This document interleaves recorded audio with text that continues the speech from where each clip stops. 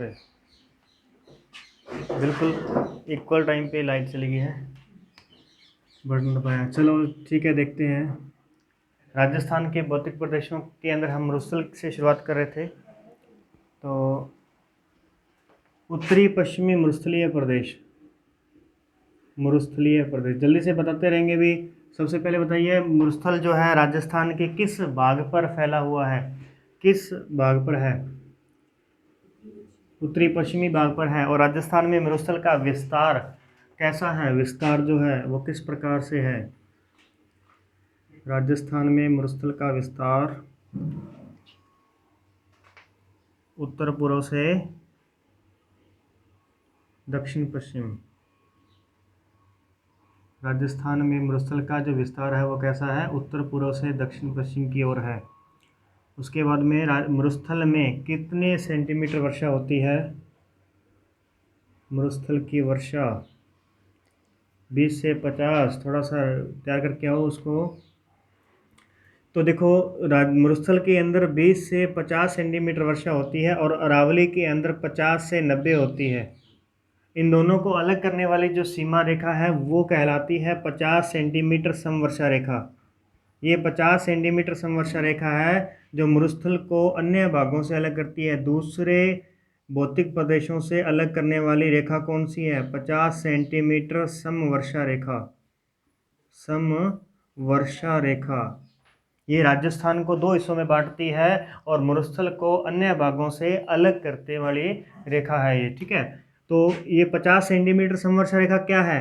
ये समान वर्षा वाले स्थानों को मिलाने वाली रेखा क्या कहलाती है? समवर्षा रेखा कहलाती है। तो यहाँ पर 50 सेंटीमीटर है, इसका मतलब इस रेखा पर हर जगह पे 50 सेंटीमीटर वर्षा होती है।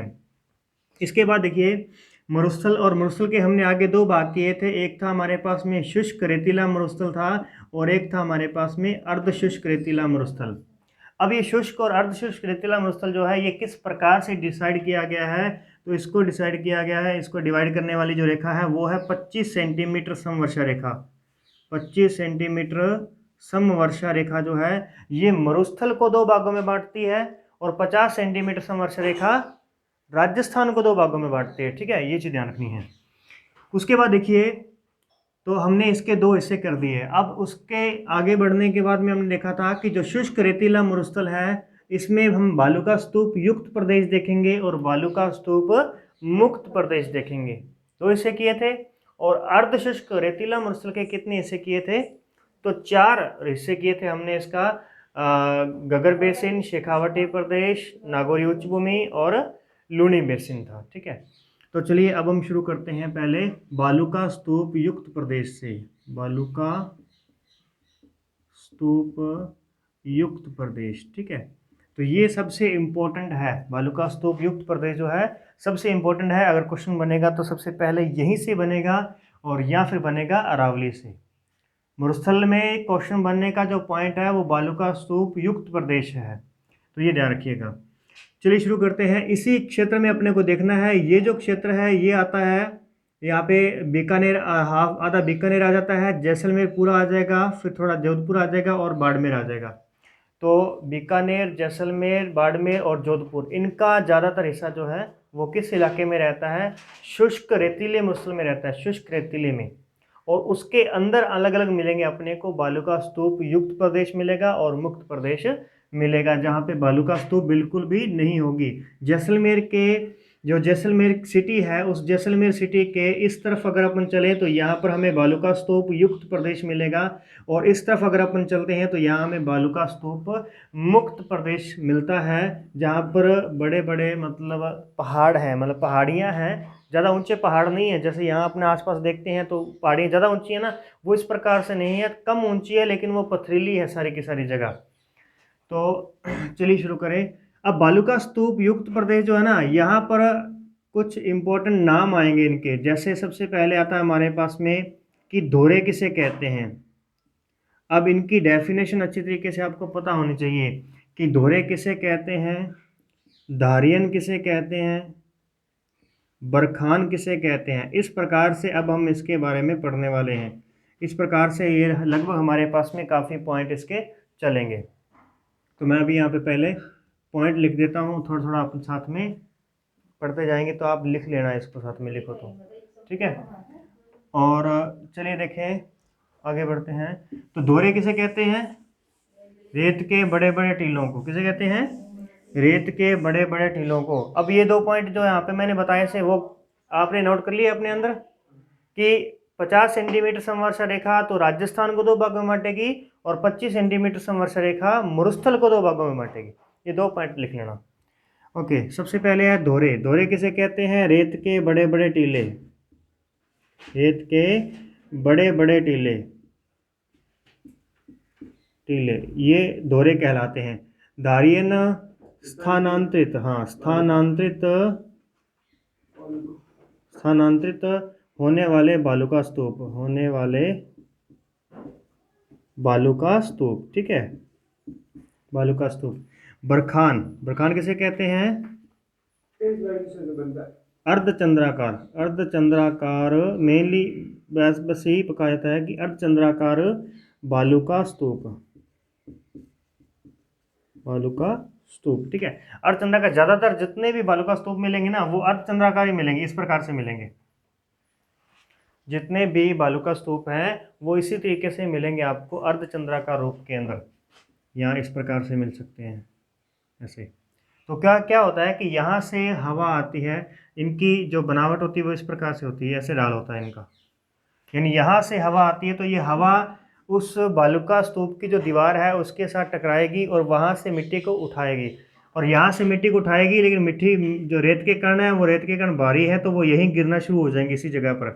फिर थोड़ा सा गैप, यानी कि यहाँ से अपर्दन कर लेगी, जो पवन है वो अपर्दन कर देगी, तो यहाँ से फिर उठेगा और पीछे जाएगा। तो इस प्रकार से ये पीछे की ओर बढ़ जाता जाएगा, और इस तरफ क्या हो जाएगा, आगे की ओर बालू का स्तूपों का स्थानांतरण होता जाएगा।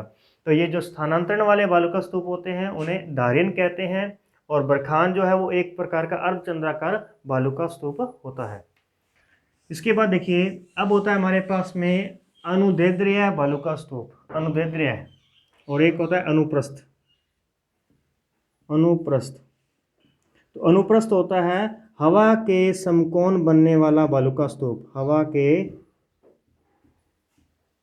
समकोण बनने वाला बालू का स्तूप जो होगा वो अनुप्रस्थ कहलाएगा। और अनुदैर्ध्य, अनुदैर्ध्य नहीं, अनुदैर्ध्य जो है ना, ये विपरीत कहलाएगा। अनुदैर्ध्य जो है ना वो हवा के समान दिशा में बनने वाला रहेगा, हवा के समांतर बनने वाला बालू का स्तूप। मतलब ऐसे है कि यहाँ हवा चल रही है, एक तो हवा के सामने बना, तो ये तो बन गया अनुप्रस्थ। हवा के बिल्कुल कहाँ बना? 90 डिग्री पे बना, ये देखो ये 90 डिग्री हो गया ना, यहाँ पे समकोण बन गया। और एक हवा चल रही है यहाँ पे, एक इस प्रकार से ऐसे बालू का स्तूप बनेगा यहाँ पे, यानी ये जो है ना, ये हवा यहाँ आएगी और यहाँ से इसको मिट्टी को बहा करके आगे ले जाएगी। तो एक टीला है, रेत का टीला है यहाँ पे, यहाँ पर हवा का प्रेशर पड़ रहा है, तो हवा के प्रेशर से यहाँ की जो मिट्टी है वो इस प्रकार से गैप होगी, ठीक है। मिट्टी जो है यहाँ से कटाव होकर के मिट्टी का वो आगे चला गया, उड़ गई है वो, ठीक है ना। तो इस प्रकार से क्या बन जाएगा यहाँ पे, वो बालू का स्तूप बन जाएगा। तो ये हवा के समांतर बन रहा है, और इसके बीच का जो हिस्सा होता है ना, ये वाला हिस्सा, या दो क्या होता है कि बड़े बड़े रेत के टीले हैं, उन रेत के टीलों के ऊपर ना एक छोटा सा प्याले नुमा एक हिस्सा बनता है। प्याले नुमा मतलब खाली जगह बन जाती है, उसे कहते हैं वात गर्तिका। वात ग्रतिका, वात ग्रतिका। तो ये वात ग्रतिका जो होती है ना, ये प्याले नुमा, इसे कहेंगे हम रिक्त स्थान कहेंगे, बालू का स्तूप नहीं। बालू का स्तूप तो वो रेत का टीला हो गया, वो टीले की बजाय ये क्या है, गहरा भाग है। ये क्या है, गहरा भाग है। तो हम इसे कहेंगे कि हवा द्वारा बनाया गया रिक्त स्थान, ठीक है। बालू का स्तूप के ऊपर ही, रेत के टीलों के ऊपर ही कहीं ना कहीं वात गर्तिका, यानी वात के चक्रवात, छोटे छोटे चक्रवात आते हैं, उनसे क्या होता है, वो हवा के साथ मिट्टी जो है उड़ जाती है, जिस वजह से वहाँ पे वात गर्तिका बनती है। इसके बाद में देखिए आगे, तो अब आता है हमारे पास में तारा बालू का स्तूप। तारा बालू का स्तूप। तो जो तारा बालू का स्तूप होता है ये बनेगा हमारे पास में अनियमित अनियमित हवा के लगातार बहने के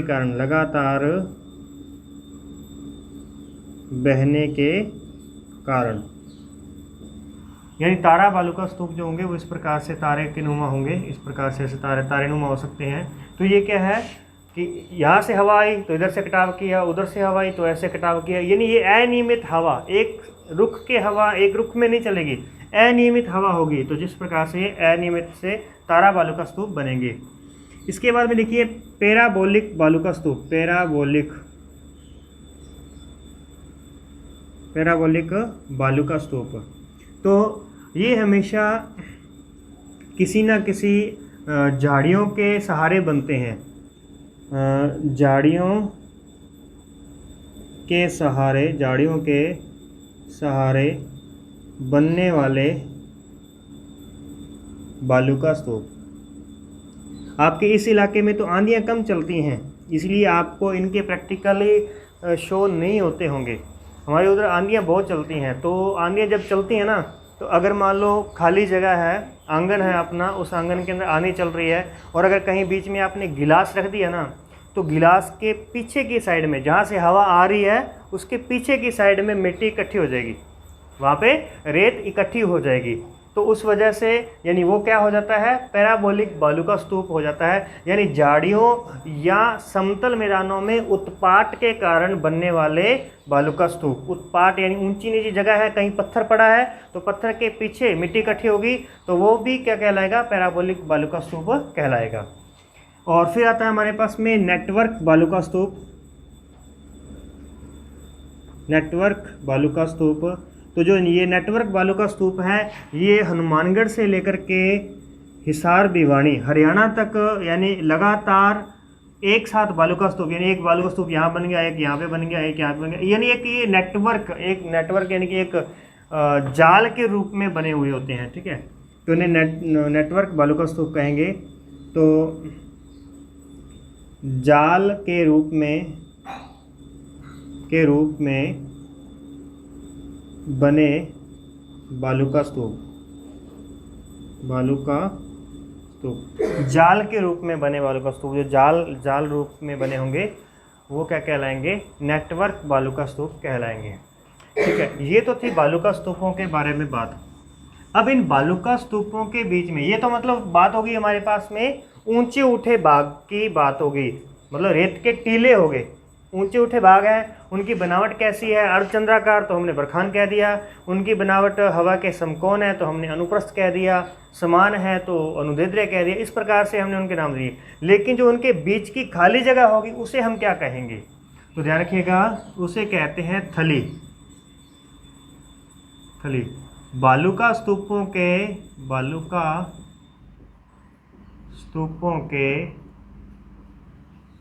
मध्य की निम्न भूमि,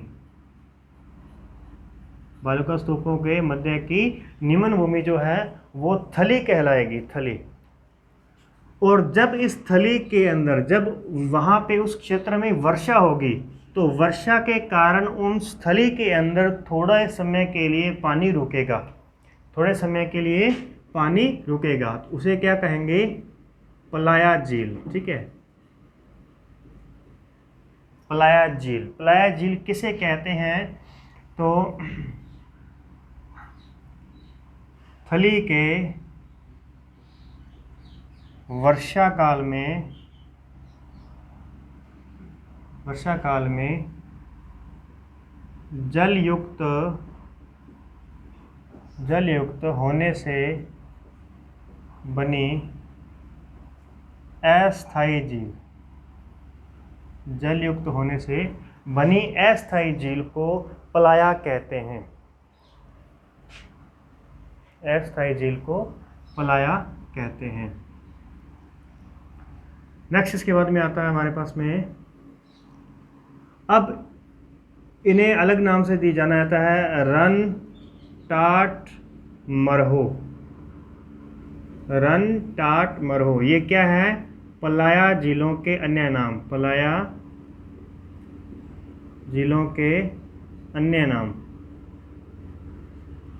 अन्य नाम। ठीक है, देखो जब तक तो वो उसमें पानी है, जब तक उसमें पानी नहीं है तो वो थली कहलाएगा। जैसे उसमें पानी आया तो वो पलाया कहलाएगा। जैसे उसमें पानी सूखने लगा, तो सूखने लगेगा तो दलदल बनती है पहले। जब पानी इकट्ठा होता है तो उसके नीचे जो मिट्टी है वो गीली रहती है, और जैसे जैसे सूखता है ना तो फिर वो दलदल बन जाता है। तो दलदल बनता है तो तब उसे रन कहते हैं, रन कहा जाता है। ठीक है, और जब ये बिल्कुल सूख जाता है और फिर उस पर खेती की जाती है, यानी उस एरिया में थोड़ी बहुत खेती की जाती है उसके ऊपर, यानी वो खेती करने लायक बन जाता है, तब उसे मरहो कहते हैं, मरहो।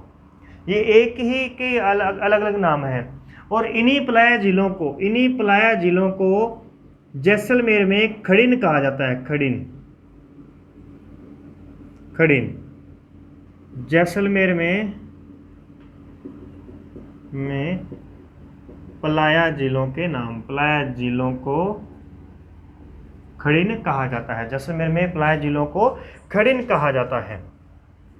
और फिर बात आती है कि कृत्रिम खड़िन भी होती है एक, कृत्रिम खड़िन। कृत्रिम खड़िन, कृत्रिम का मतलब देखो पृथ्वी पर दो ही प्रकार की चीजें हैं, दो ही प्रकार की वस्तुएं हैं, दो ही प्रकार की। कौन कौन सी हैं बता सकते हैं? एक प्राकृतिक है और एक कृत्रिम है। एक प्राकृतिक है और एक कृत्रिम है। नहीं, एक जैविक और एक अजैविक है, वो भी दो टाइप है। पृथ्वी पर 3 प्रकार की चीजें पाई जाती हैं। कौन कौन सी? पृथ्वी पर 3 प्रकार की वस्तुएं, 3 प्रकार की चीजें या 3 प्रकार की वस्तुएं पाई जाती हैं। कौन कौन सी पाई जाती हैं? तो ठोस, द्रव और गैस। कोई वस्तु या तो ठोस होगी या द्रव होगी या गैस होगी, इसके अलावा कुछ नहीं हो सकती। कोई वस्तु या जैविक होगी या अजैविक होगी, इसके अलावा कुछ नहीं हो सकती। कोई वस्तु प्राकृतिक होगी और कोई कृत्रिम होगी, इसके अलावा कुछ नहीं हो सकती। यानी ये फिक्स है ये चीज़ें। तो कृत्रिम, प्राकृतिक यानी प्रकृति द्वारा निर्मित है, कृत्रिम यानी मानव द्वारा निर्मित है। अब मानव द्वारा निर्मित खड़िन कैसे हो सकती है, पहले तो अपने वो देखनी है। तो क्या होता क्या है कि ये जो खड़िन बनती है ना, ये किनका नाम है? पलाया जिलों का। और ये पलाया जिले कहाँ बनती हैं? थली में। और थली कहाँ होती है? बालूका स्तूपों के बीच की भूमि। अब यहाँ पे बालूका स्तूप है, ये वाला एक बालूका स्तूप है हमारे पास में, दूसरा बालूका स्तूप यहाँ पर है इस प्रकार से। अब अगर इनके बीच में गैप ज़्यादा है, ज़्यादा गैप है, तो बरसात का पानी आएगा तो वो इनके बीच से होता हुआ निकल जाएगा आगे की ओर।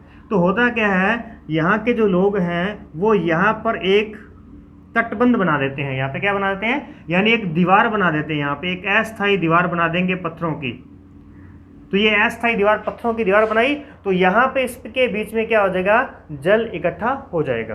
तो इससे वो जल को इकट्ठा कर लेंगे, तो इसे हम कहेंगे कृत्रिम खड़िन। और कृत्रिम खड़िन बनाने का जो काम है ये करते थे जैसलमेर के पालीवाल ब्राह्मण। ठीक है, तो कृत्रिम खड़िन बनाने का कार्य जैसलमेर के पालीवाल ब्राह्मणों द्वारा कृत्रिम खड़िन बनाई जाती थी, कृत्रिम खड़िन बनाई जाती थी। ठीक है, तो ये किसके लिए? क्योंकि यहाँ पे अकाल ना हो, अकाल की स्थिति में उस पानी का, उस बरसात के पानी का स्टोरेज किया जा सके, उसके लिए कृत्रिम खड़िन बनाई जाने लगी। ठीक है, तो ये आ जाएगा। ठीक है, इसके बाद में नेक्स्ट आगे बढ़ते हैं। तो यहाँ पर हमारे पास में उच्च भूमि का हमने डिवाइडेशन कर लिया। उच्च भूमि के ये नाम आ गए और निम्न भूमि के ये नाम आ गए। और अब हम इसके अलावा नाम देख लेते हैं कि इसके अलावा क्या क्या रह गया हमारे पास में। तो देखिए, इसके अलावा अगर आप देखोगे तो एक है लाठी सीरीज। लाठी सीरीज, लाठी सीरीज जैसलमेर में भी है और लाठी सीरीज नागौर में भी है। लाठी सीरीज जैसलमेर में भी है और नागौर में भी है। जो जैसलमेर के अंदर है वो लाठी सीरीज भूगर्भिक जल पट्टी है। लाठी सीरीज क्या है? जैसलमेर में जैसलमेर में मोहनगढ़ से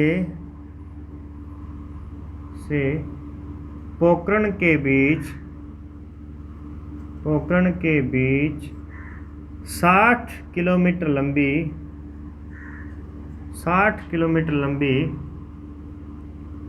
भूगर्भिक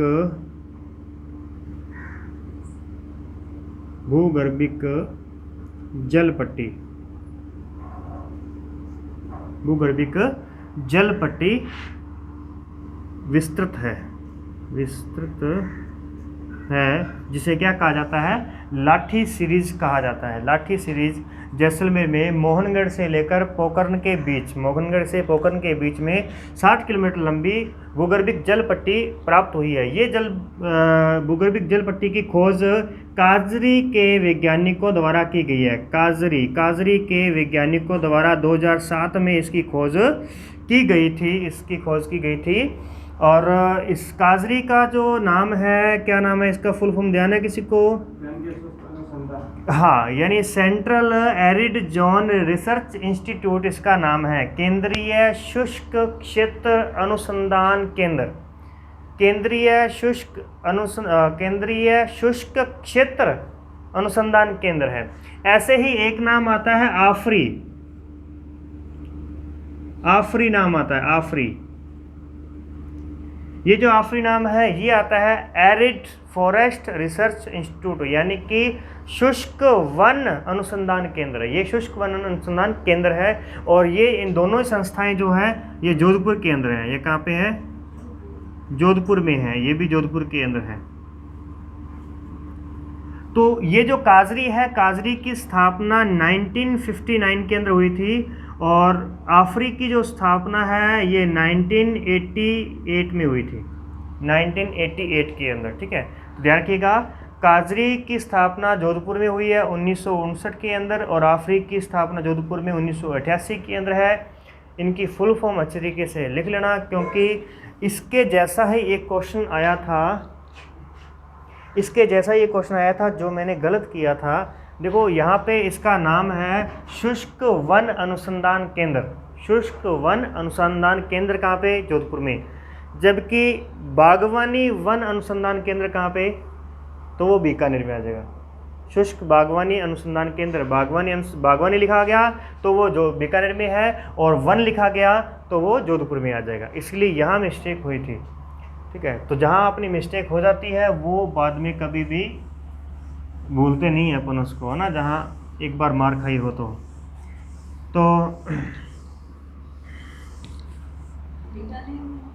बीकानेर में वो। ठीक है, शुष्क बागवानी अनुसंधान केंद्र, ये लाठी सीरीज। अब ये लाठी सीरीज की जो खोज है वो किसने की थी? काजरी के वैज्ञानिकों द्वारा की गई थी। और कब की गई थी? 2007 के अंदर की गई थी। अब इस लाठी सीरीज के ऊपर, लाठी सीरीज जिस क्षेत्र में है, यानी वहाँ पे नीचे धरती में क्या है? जल है तो ऊपर उसकी थोड़ी बहुत नमी आएगी। उस नमी के कारण इस लाठी सीरीज के क्षेत्र में एक घास पैदा होती है। उस घास का नाम क्या है? सेवण घास है। उस घास का नाम है सेवण घास। ये लाठी सीरीज में उगती है और इसका जो वैज्ञानिक नाम है वो है लस्यूरुस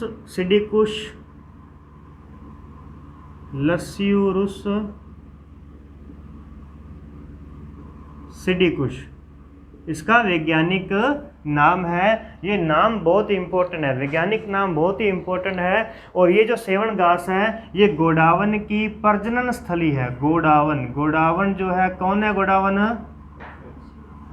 राष्ट्रीय है, राज्य पक्षी है, राष्ट्रीय नहीं है, राज्य पक्षी है। गोडावन की प्रजनन स्थली है। और गोडावन का वैज्ञानिक नाम क्या है? गोडावन का वैज्ञानिक नाम क्रायोटिस नाइग्रीसेप्स है। क्रायोटिस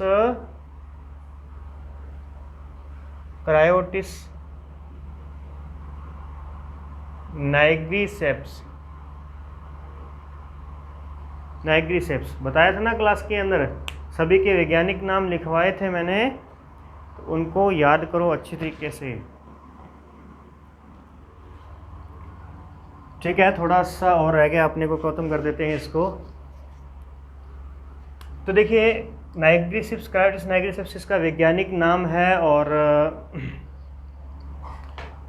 सेवन घास हम बात कर रहे थे सेवन घास की, तो सेवन घास लाठी सीरीज के क्षेत्र में उत्पन्न होती है। पशुओं के दूध को बढ़ाने के लिए काफ़ी लाभदायक है, क्योंकि वहाँ पे क्या मिलेगा उनको खाने के लिए, कुछ भी नहीं है जैसलमेर के अंदर। तो वहाँ पे ये सेवन घास ज़्यादा प्रचलित है, सेवन घास। और सेवन के अलावा यहाँ पे दामन, करडम, तो इस प्रकार की 2-3 घास के नाम और आते हैं, उनको अपन वन के टॉपिक में देखेंगे।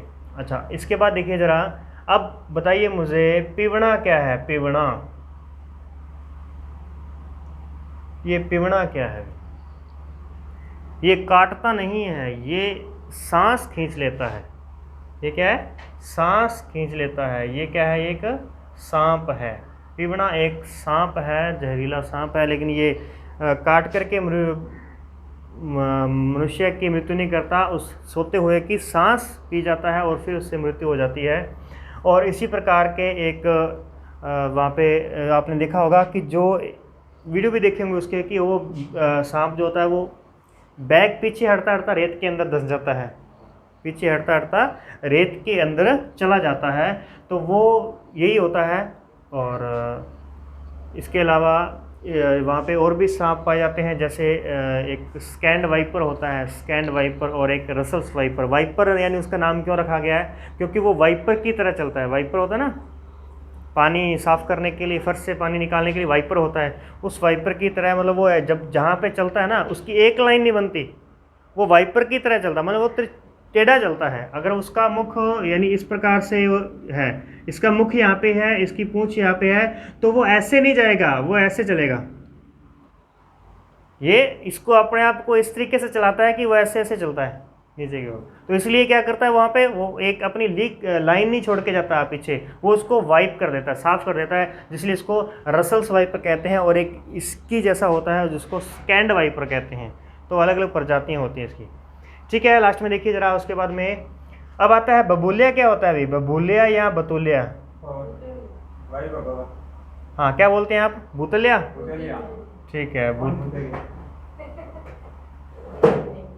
मैंने तो बबूलिया और बुतुलिया ही पढ़ा है। और वैसे हमारे कहते हैं बाबरोड़ा।